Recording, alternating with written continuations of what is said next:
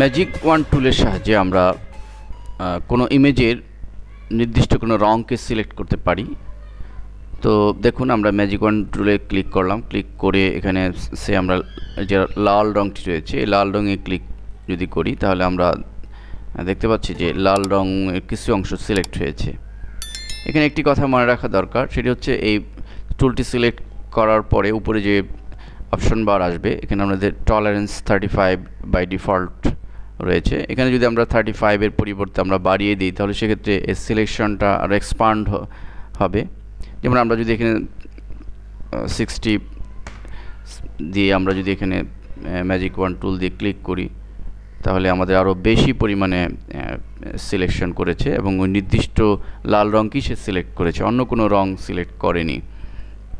ঠিক একইভাবে প্রয়োজনে আমাদের এটি টলারেন্স কমিয়ে আমাদের সিলেকশন করার লাগতে পারে।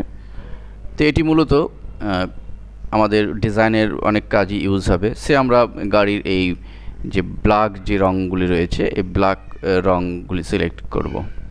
তো সেক্ষেত্রে আমাদের যেটি করতে হবে, এটি সিলেক্ট করে ম্যাজিক ওয়ান টুলে আমাদের ব্ল্যাক কালারে ক্লিক করলেই টোটাল ব্ল্যাক কালারটি সিলেক্ট হবে।